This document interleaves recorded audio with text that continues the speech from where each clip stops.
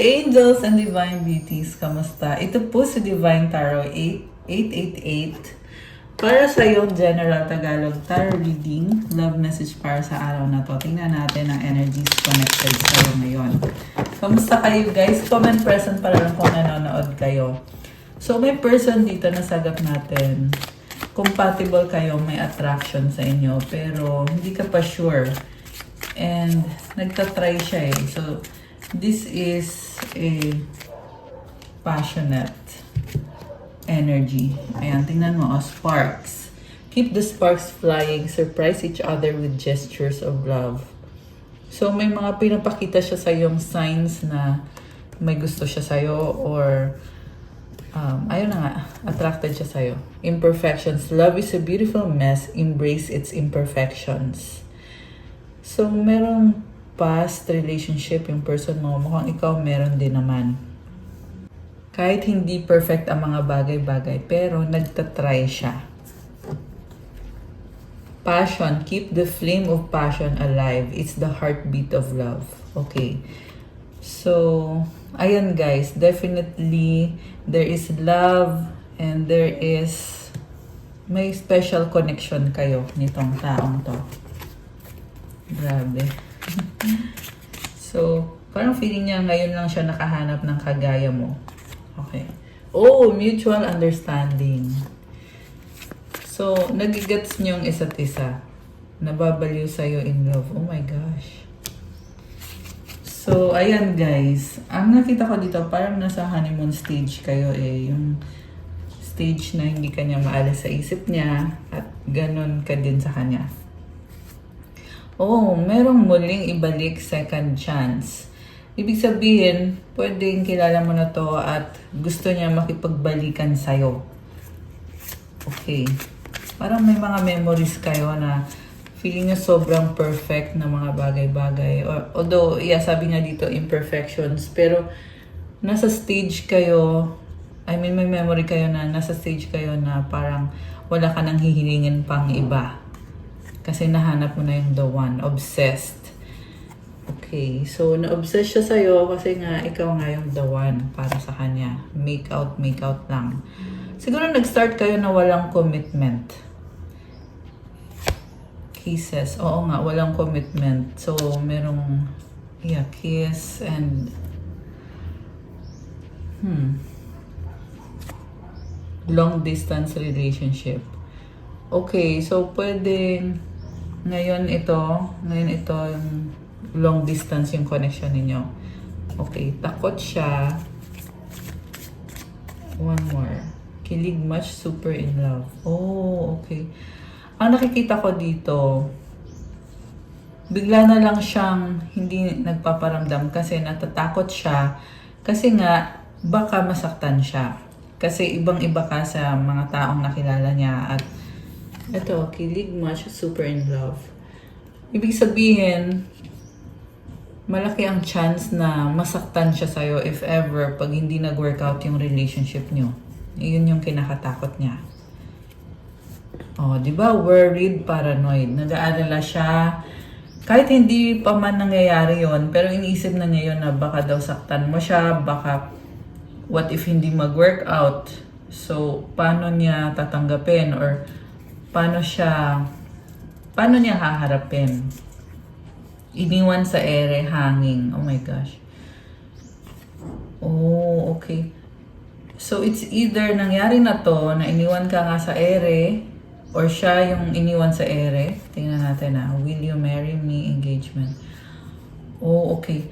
Alam mo, nakikita ko dito, ayaw niyang maiwan sa ere, kaya gusto niyang mag-propose na sa'yo ng engagement or wedding. Parang nagmamadali. Kasi gusto niya makasigurado na hindi ka na mawala. Flirting malandi. Baka kasi magkaroon pa ng other option or other party. So, ayaw niyang mangyari yon. This is someone na medyo possessive. Sabi nga, obsessed, di ba? Okay. Grabe intense. So, very intense and passionate yung nakikita kong connection. Sorry na, oops. Okay. Alam mo, nakikita ko ngayon, nagkaroon siya ng other option. Siya yung nagkaroon ng kalandian. Kaya sabi sorry na, oops. Ibig sabihin, nag-cheat siya sa'yo or somehow may iba siyang kausap at gusto niya mag-sorry kung ginawa man niya yon sa'yo. Okay, yung iba sa inyo guys may nabuntis itong person na to. Self-love, problems, burden. Okay. Yung iba lang hindi lahat. So again, this is a general reading. Konti lang po talaga yung makaka-resonate kasi napaka-specific na message. Pero kung kayo yon, comment nyo dito kung nagre-resonate kayo so far. Okay. So this is a very passionate and intense romantic connection. Oh, give your relationship a chance. Work on your partnership. So, ibig sabihin naging stagnant yung connection at gusto ngayon na bigyan ulit ng second chance at mag-work out ulit yung connection. Worth waiting for. Divine timing is at work in your love life. Oh my gosh. Naghihintay siya. At naghihintay siya ng tamang timing.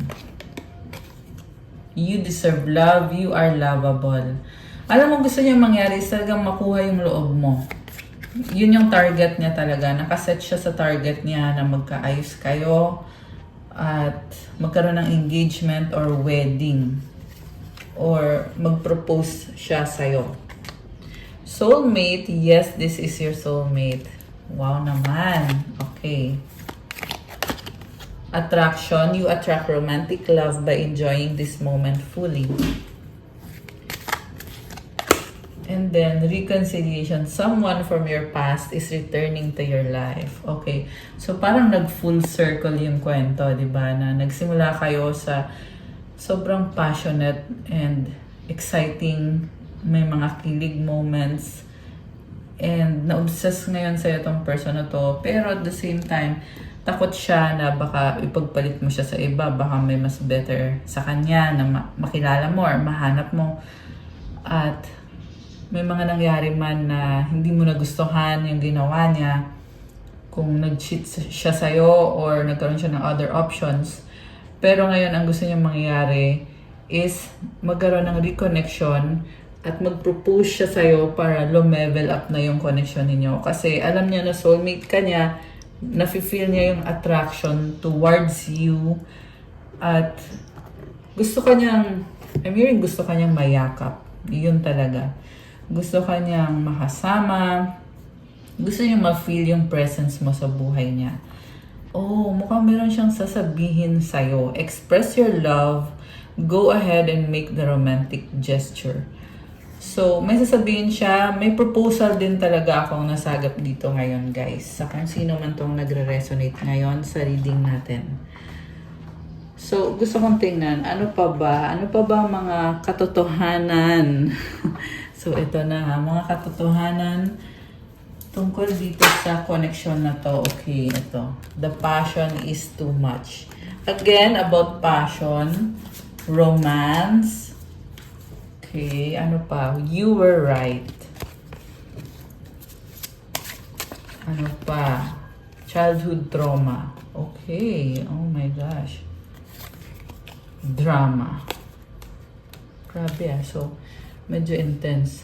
So, may childhood trauma siya, kaya medyo dramatic siya. Kasi may something connected dun sa trauma na yon na hindi pa nahili. Kaya feeling niya parang nagsastruggle siya. Alam mo yun? And, connected din yan sa obsession na nafe-feel niya dito sa connection na to. Pwedeng codependent yung relationship niyo or this is someone na feeling niya dapat lagi ka andyan kasi hindi niya kaya pag wala ka, which is unhealthy actually yung ganon. Pero, it's true naman na may attraction. May pagmamahal naman siya sa'yo. I wish I could be fully honest with you. Okay, so ano kaya to? May gusto siyang sabihin sa'yo na hindi niya masabi. What do you see in me? Feeling niya hindi siya karapat-dapat.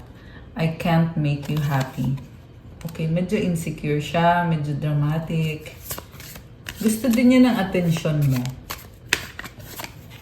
I can't let go of you. Oh my gosh. So, pwede kasi dumating kayo sa point na nagkaroon ng ending pero hindi ka niya mabitawan. Kaya ngayon gusto niya mangyari yung reconciliation. Okay, nakikita ko dito yung long distance eh. Ito yung nag-separate sa inyo. Pwedeng magkalayo kayo or dahil sa trabaho, dahil sa other circumstances, kung ano man yan, na hindi kayo pwedeng magsama.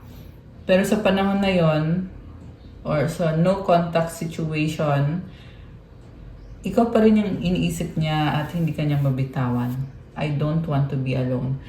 Feeling niya ngayon, pag wala ka, mag-isa na lang siya habang buhay at yun yung kinakalungkot niya ngayon. Yung feeling na wala siyang kasamang taong mag-i-inspire sa kanya, magpapakita ng pagmamahal sa kanya. Mukhang ibang-iba ka din magpakita ng pagmamahal sa kanya. Kaya, yun. Don't wait for me, please. Okay. Bakit naman? I need to figure myself out. Oh, okay. Will you leave me like the others? How could you ever forgive the mess I've made? Okay, medyo guilty siya, no? Tsaka may trauma din siya connected sa mga taong mahal niya or minahal niya at iniwan siya. Pwede itong connected sa family niya, mother or father na iniwanan siya at masakit yun para sa kanya. May mga memories na hindi magandang memories dahil sa nangyari sa kanya na naiwan siya. So kaya ngayon, para siyang nagtutrauma na baka iiwan mo siya or baka nga hindi na kayo, wala na kayo. Yun. And gusto niyang patawarin mo siya. Grabe. Ayan o, how could you ever forgive the mess I've made? So, guilty din siya na may ginawa siyang kasalanan sa'yo at iniisip niya, paano mo kaya papatawarin? At connected yan sa pagiging flirting at malandi. Ayan, nag-cheat siya sa'yo at iniisip niya, paano mo kaya mapapatawad yung ginawa niya? So, itong I need to figure myself out. May nakita ko yung iba dito ay same-sex connection. Hindi naman lahat, okay? Yung iba lang. And this is someone na may mga iniisip siya or confused siya eh. So, yeah, kanina sabi worried and paranoid. Medyo madrama din siya.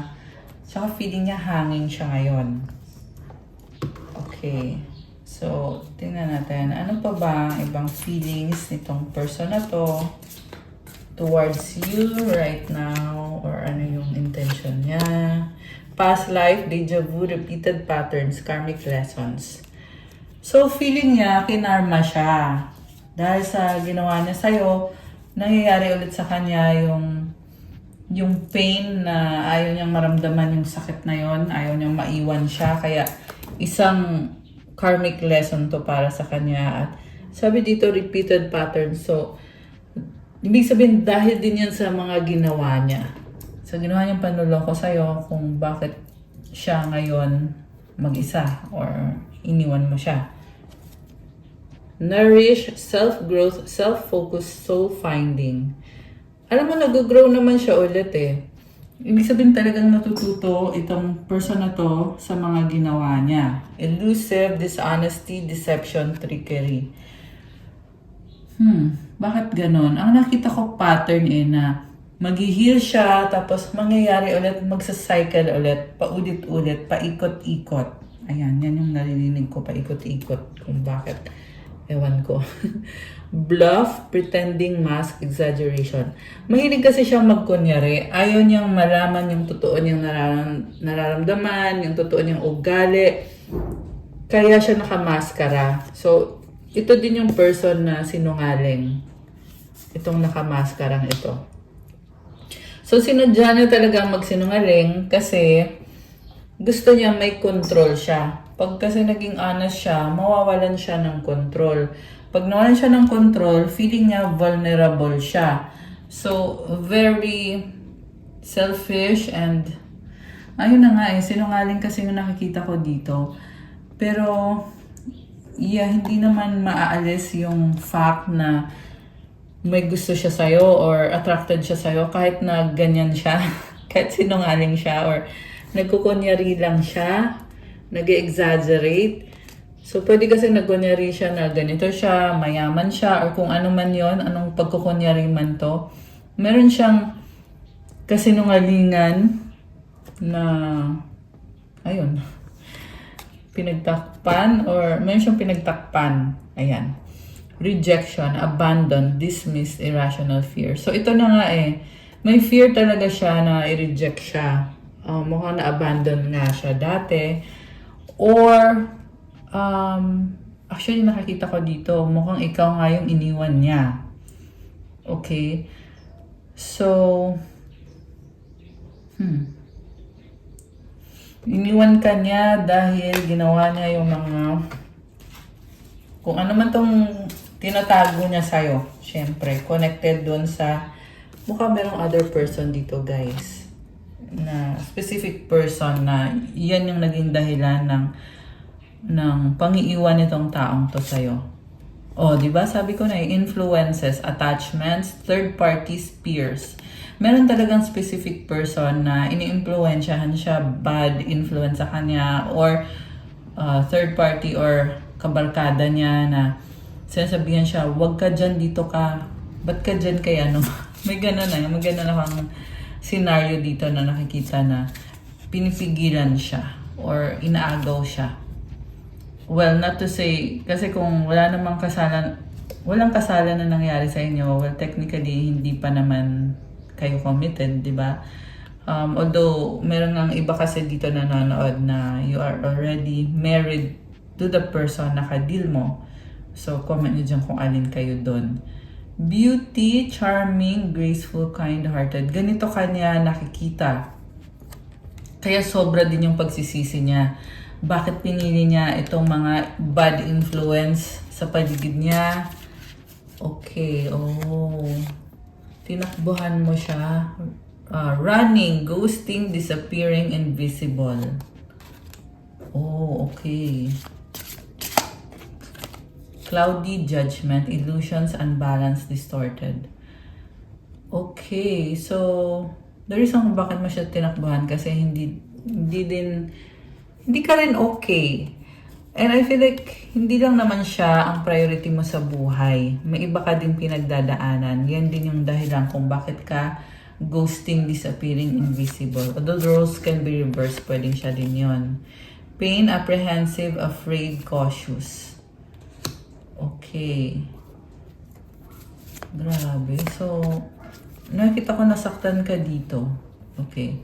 So, ngayon, may gustong mag-sorry, apology, forgiveness, return, sorry, loyalty, trusting, reliability, believing. Magmamakaawa to sa'yo. Obscurity, secrets, mysteries, concealing. Alam mo, gusto man niyang aminin sa'yo kung ano yung mga katotohanan na hindi niya maamin sa'yo. Pero, kita ko dito, talagang pagsisisi at pagiging desperate na to the point na gusto niyang magpakaawa para tanggapin mo siya ulit. Grabe, Ang dami niya kasing sikreto. This is someone very mysterious. And, ayan, sinasadya na talaga na itago yung katotohanan. Okay, grabe. So, ito, tingnan mo, may dog, loyalty, apology. So, I see someone begging, pleading na tanggapin mo na ako. May ganun. Okay. So, tingnan natin from the tarot, ano pa bang nararamdaman itong taong kadil mo? Gusto kong tingnan ngayon yung nangyari sa past, present, and future. Okay, alisin ko muna itong mga ibang cards na to. Ayan! So, okay, ano bang nangyari? At ano nangyayari ngayon? At ano pa ang paparating dito sa connection na to? Tingnan natin.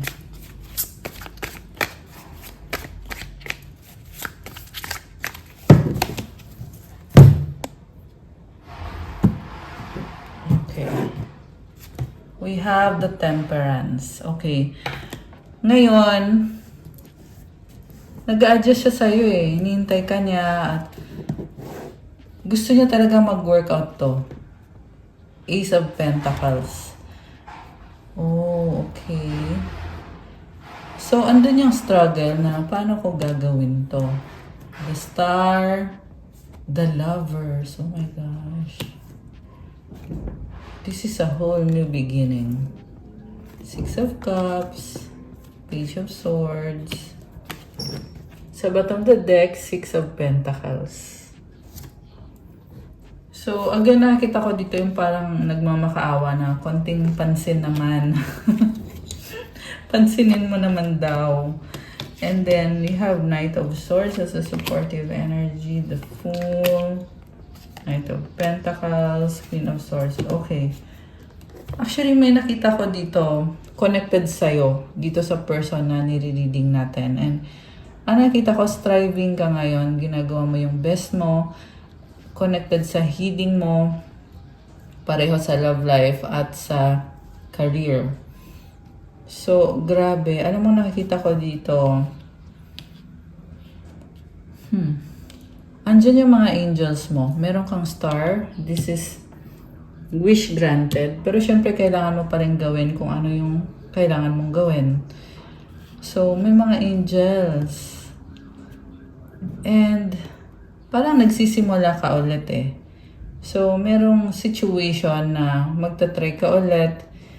And you are very pure-hearted. And, alam mo sabi lang dito, magpatuloy ka lang kasi feeling mo kasi bagong-bagong simula ito. And, marami ka na din pinagdaanan sa past na nasaktan ka. Kaya, parang, inisip mo, paano ko magsisimula, anong gagawin ko. Okay, pero, well, ang sabi kasi dito, malaking decision to. At mag-focus ka lang kasi sabi ko nga, andyan yung mga angels mo. Okay, you will be in good hands. And isa pang issue mo dito is yung finances mo. Kung may mga anak dito. So, nagsistruggle ka. Pero, still, andito kasi yung star eh. So, you are still in good hands. Okay? So, okay. Gusto kong ulitin, guys.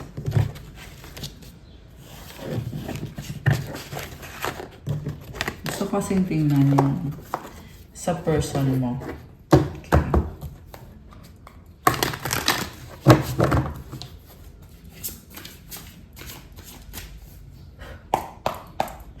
Okay. Let's see. Oh my gosh. Nine of Swords. Crossed by the Five of Wands. Three of Swords. Queen of Cups. Okay. Two of Cups. Alam mo, this is someone na hindi kanya maalis sa isip niya. Gusto niya makipag-ayos sa'yo. At nakita ko dito, eventually magkakaayos kayo, sabi dito. Pero sa ngayon kasi, nag-aalala siya at meron ding ibang tao dito na involved. Kaya alam niya na magkaka-conflict kayo pag nag-usap kayo. Nine of Pentacles. Sabi dito, single siya. Supportive energy, Seven of Cups, nalilito sa mga options. And options in a sense na marami din siyang gustong gawin at ma-achieve sa buhay niya. So, tingin niya sa'yo, burden ka na. Okay? Tingin niya sa'yo, parang ayaw mo na, give up ka na, kasi nga pagod ka na. So, Eight of Swords. Ito, overthinking. Malakas ang energy ng air sign, Gemini, Libra, Aquarius, although this can be any sign. Ten of Cups. Okay, happiness. Ayan, family. Yung iba sa inyo, ito yung goal talaga na maging happy. Family, enjoy, at nakikita ka niya kasi as the one na gusto niya makasama for the future. And, ayan, una sa lahat, iniisip ka niya, hindi siya mapakali. Hanging. Ito yung taong iniwan sa ere, hindi alam ang gagawin, paano magsisimula. Broken siya ngayon, nasasaktan siya, oo. And, grabe. Medyo na-overwhelm. So, sa past, nagkaroon ng pagbabago sa kanya. This is a very flirty energy, curious na energy. And then sa current, ito nga, hindi kanya maalis sa isip niya, pinoproblema ka niya. Kasi nakikita ka niya as someone na talagang nagbibigay ng happiness sa kanya. Queen of Cups. Ikaw yung pangarap niya. Okay? Nakikita ka din niya as someone na may mga pangarap sa buhay. So, feeling niya kasi mas priority mo yung mga pangarap mo kaysa sa kanya at burden ka na. Kaya mas gusto mo na alisin yung burden, mas gusto mo mapag-isa. Okay. So, like I said, eventually, ito, reconciliation, eventually magkakaayos din kayo. Yan ang sabi dito. Okay. So, what is coming towards you? Four of Swords, Four of Cups, the Magician, and the Death card. Okay, hindi masaya. Sacrifice. Siguro nasa point ka ngayon na sobra kang napipressure kung anong next na gagawin mo. Hindi ka masaya sa mga nangyayari. Eight of Cups. Nakita ko dito, eventually, tatalikod ka, mas gugustuhin mo mag-isa. Pero at the same time, nahihirapan ka din mag-isa. Kaya pabalik-balik ka, ano ba,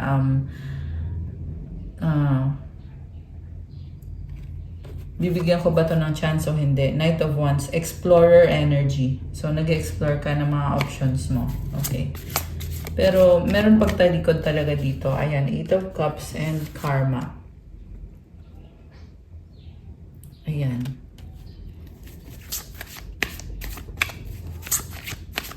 Tingnan natin Okay. Six of Wands, Ten of Swords, Ace of Swords, and the King of Pentacles, and the Fool.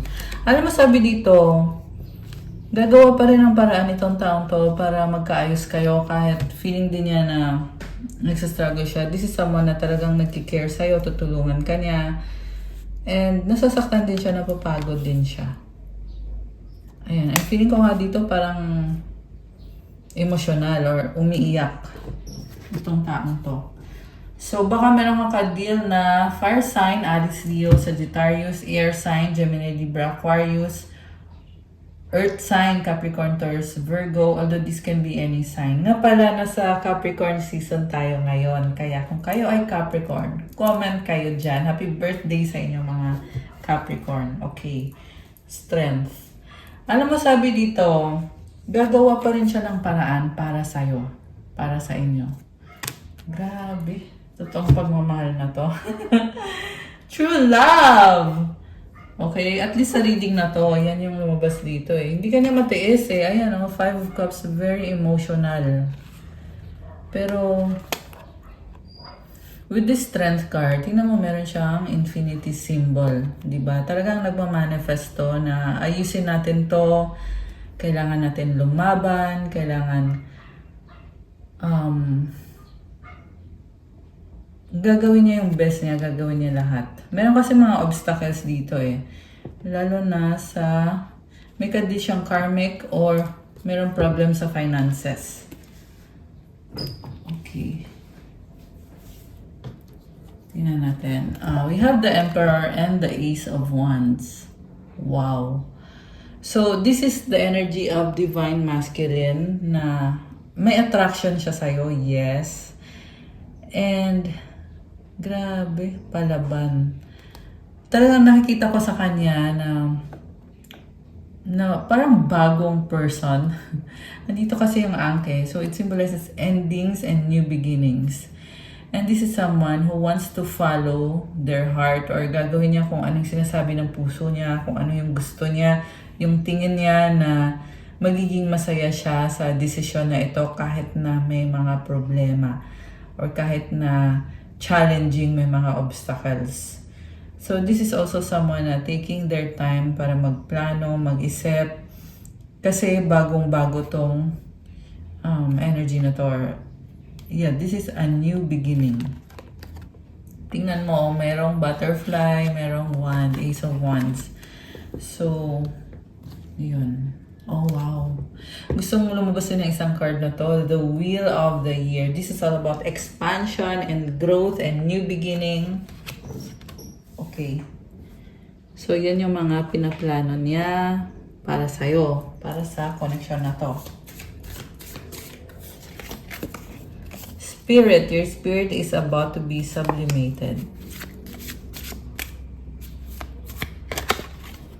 Marriage! The marriage of souls is the union of two divine opponents. Grabe. This is a very spiritual connection. Reconciliation. Learn to reconcile with yourself. Accept sa bottom of the deck. Be prepared to accept what fate has in store for you. Okay. Grabe ah. So this is about new beginning and reconciliation. And this is a very strong spiritual connection. Baka kandid mo ay soulmate mo or twin flame mo. Okay, so gusto kong tingnan mga mensahe ng mga angels mo para sa'yo. Alisin ko muna to, guys. Ayan. So, tingnan natin. Para sa'yo to mga messages na to.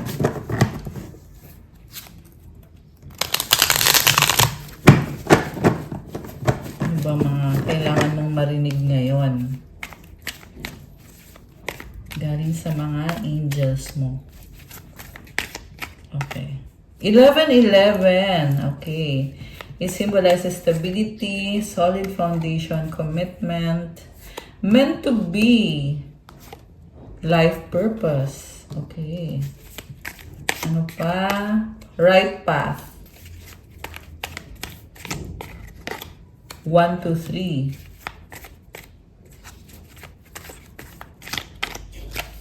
Inner child healing. Wow.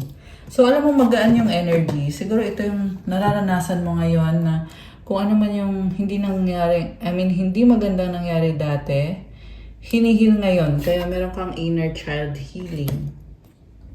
Yeah, connected sa goal mo na pangarap mo na gusto mong marating sa buhay. Third eye chakra, lumalakas ang intuition mo. Okay. So, alam mo kung anong mangyayari. Yeah. Nakabukas yung third eye chakra mo eh. So, hindi yan ibig sabihin pag nakabukas yung third eye chakra mo, hindi yan makakita ka ng mga kung anong spirit. Hindi ganun yon. Ibig sabihin kasi ng third eye, connected yan sa intuition mo.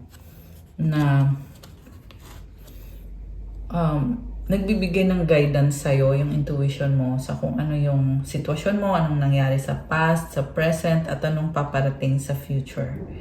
Yan yun. Yan yung tinatawag na gut feeling or instinct or intuition. Oh, you have wealth. Oh my gosh. Comment, claim wealth. Congrats. Ayan guys, may pa-wealth. Oh, nice. Oh, you are a manifestor. Comment, I am a manifestor. 000, this is new beginning. Spiritual awakening. Wow. So, itong spiritual awakening, kasama yan ang pagbukas ng third eye chakra mo, nagkakaroon ka ng mga downloads or mga realizations kung bakit nangyari ang mga bagay-bagay at kung ano ang dapat mong i-heal sa sarili mo. Oh my gosh! Money, money, money! I love it! Comment, claim money, money, money. Ayan guys. May pa money. May wealth pa. Cleansing energy. So, kailangan mo i-cleanse yung energy mo. By the way, it's new moon right now. New moon is a time for releasing, letting go. Kung ano yung sitwasyon na hindi na nakakatulong sa'yo, kalimutan na. Alisin na sa sistema mo yan. Magsimula ka na ng bagong-bago na may mga blessings sa money at ikaw ay isang manifestor. Ayan, I love it. Soulmate, oh my gosh. May na-attract kang soulmate ngayon. Healing energy. O sabi ko na meron talagang magaan na energy dito ngayon na nasagap natin sa reading. So, comment, thank you God for the healing energy. And look, oh, Mama Mary loves you. Comment, I love Mama Mary. Ayan guys. Andyan si Mama Mary. Hinihil ka niya. Hinihil ka ni Mama Mary. Okay, ano pa? Oh, Salve Regina, Mama Mary ulit. Wow. Love is in the air. Oh my gosh. Ayan, may pa love is in the air. Past life. Connected yan dun sa soulmate mo. 111. Sabihin ko sana 1111. Ano pa? Positivity and 333. It symbolizes abundance. Okay. Anything else or okay na? Meron pa ba or wala na? Ito meron.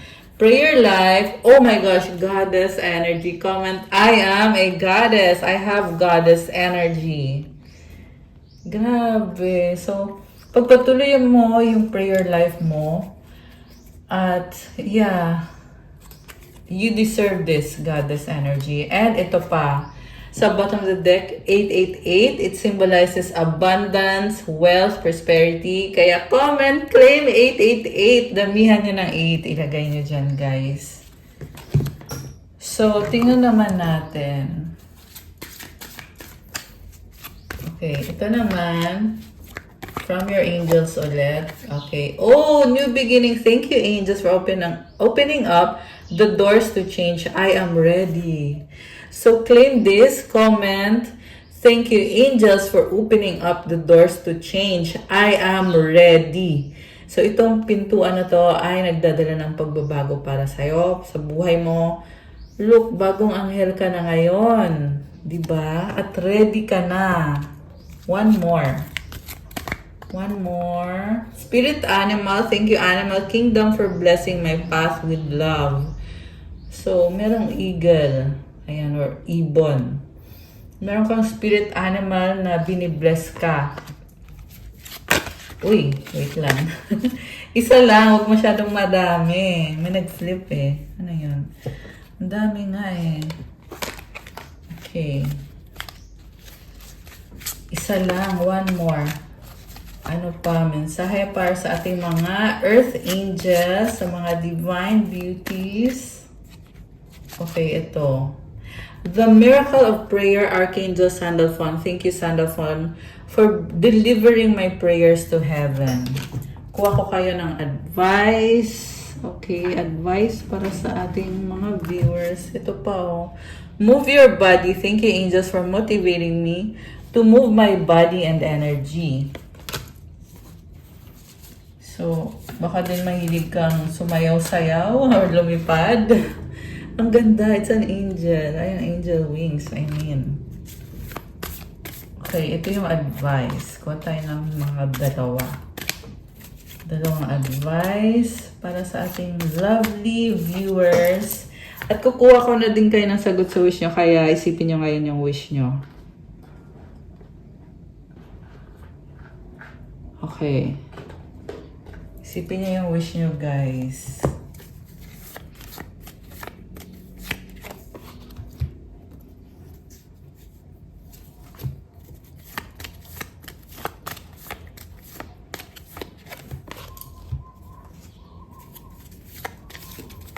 Okay, ready na ba kayo? Buksan natin ang sagot sa wish nyo. Comment, ready now. At bubuksan na natin to. Comment, ready. I'm ready. Comment nyo dyan. Okay. Ang sagot sa wish mo ay... Talagang hindi ko na papatagalin to. Okay. Reconsider. Ayan, nalaglag. Ano to? Reconsider.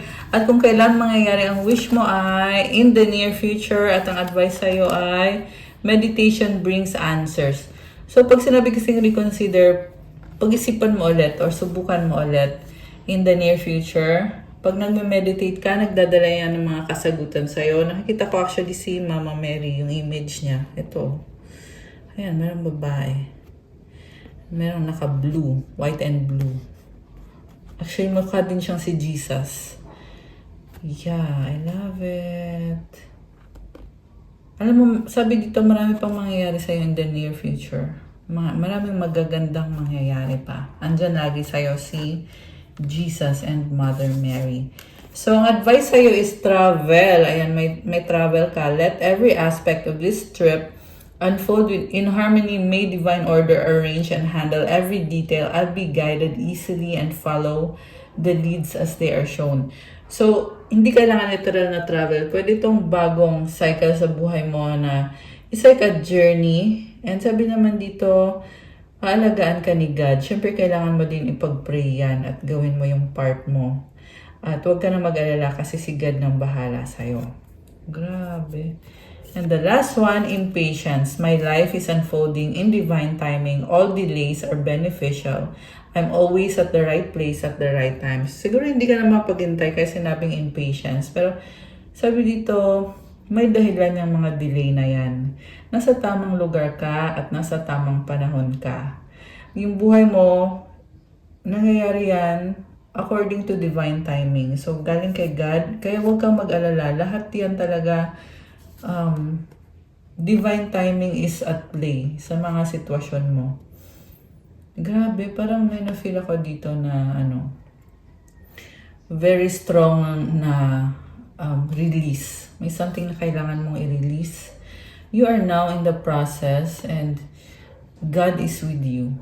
In the process of starting a new cycle, God is with you all throughout dito sa journey na ito. And the last one is companionship. When you fully bless and embrace your aloneness, you're ready for the ones who are meant to be with you. May I welcome this solitude knowing it will open the way for all healthy relationships. Oh, grabe. So, ayan. Sabi sa'yo si God ang bahala sa'yo. Okay, companionship. Merong someone na talagang makakabuti para sa'yo. So, i-honor mo daw yung, kung mag-isa ka ngayon, i-honor mo daw yun kasi dadating itong tamang tao. Hindi kailangan na romantic relationship. This can be friendship or family or sa trabaho, kung ano man to. But definitely, makakabuti to para sa'yo, meant to be din para sa'yo to. Ayan. Okay guys, that's all for our love message for today. Thank you for watching. Please like, comment, subscribe, hit the notification bell. Kung kailangan nyo ng one-on-one session with me, pwede kayong magpa-private reading. Message nyo ko sa Viber or sa WhatsApp. Nasa description box po yung contact details. I have a promo discount sa private reading. 20% discount para sa long-time subscribers ko dito sa YouTube. And 15% discount para sa mga new subscribers. So, paano i-avail yung pa-discount? Message kayo sa Viber or sa WhatsApp. At sabihin nyo lang, hi Miss Angel or Miss Divine, I'm a long-time subscriber. Pa-avail po ng 20% discount. Hanggang January 31, 2026 lang po. So, thank you again. I love you guys. God bless you. Stay safe. See you again soon. Good night or good day kung kailan nyo man mapanood dito. And stay safe. Bye!